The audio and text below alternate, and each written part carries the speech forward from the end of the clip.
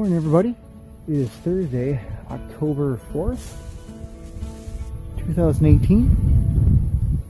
Welcome to another episode of the Breather Outdoors.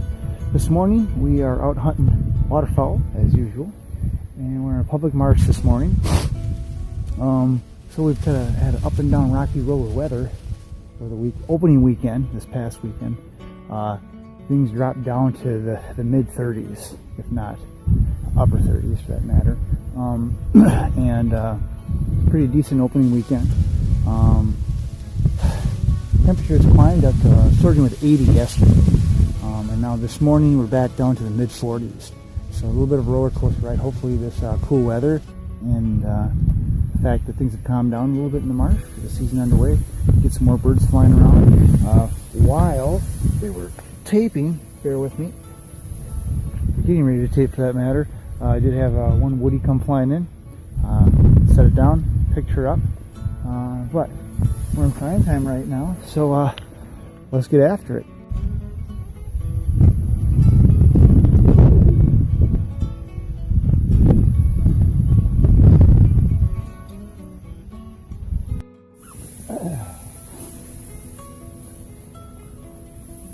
So we're going to take a moment here while we got a break, hopefully.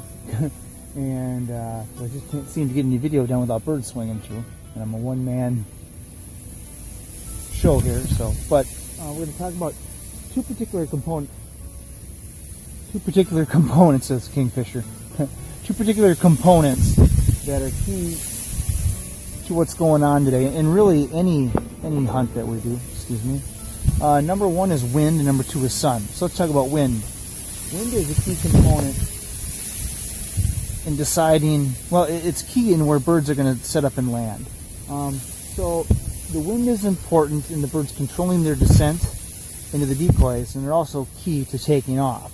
So what you want to do is, like I've got set up right here, and I'll show you in a little bit. I've got set up this morning, I got a wind going over the top of my head, so the birds will fly towards me and land into the wind.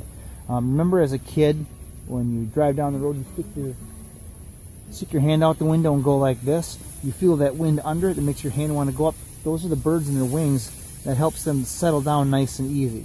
Okay, when they want to take off, the wind is in their face. They take off. They can get up a lot faster.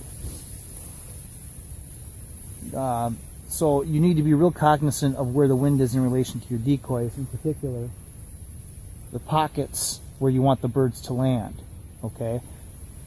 Right now things have changed a little bit. I've got a crosswind now, so it's going like this. So all my birds are going to come in the other way and drop in, okay, in my pocket. Which is another thing too, when you're setting up your decoys with that wind, make sure that you're giving birds enough room to land. They don't want to fly over trees. They don't really want to fly over tall grass. All right, they want a nice, clear, safe landing strip. Bear with me.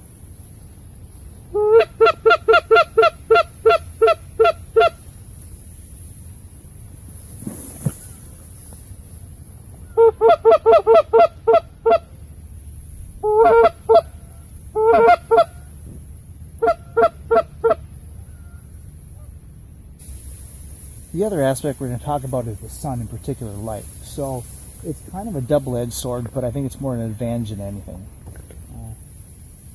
Number one, the sun is going to help the ducks see the decoys. Okay, so that's a good thing. So anytime we've got decoys out with a little bit of white, okay, some color, that's going to pop a little bit. Birds are going to be able to see it a lot better. Along with that, though, it also helps them see us a little bit better, and that's where camouflage and concealment is so important. I think people would be shocked if they really realized how much our faces show up in the sun. Even as it's getting dark, the sun is coming up, you'd be surprised. Which is why it's always good to have a face mask or face paint, or just keep your head down and wear a ball cap. The other good thing about sun is that it also creates shadows, and you can hide in those shadows. Right now I'm kind of in a low spot in the canary grass and the cattails. It's created some shade, and I can kind of get down and hunker down in that and hide. So, wind is important, sun is important.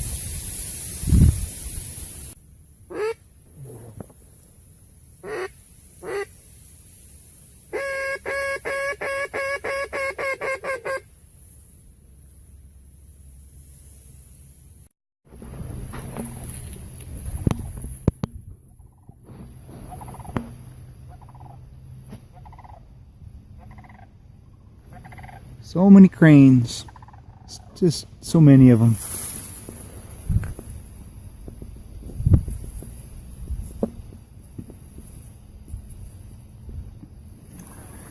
This area of Wisconsin has quite a few, and I hear geese.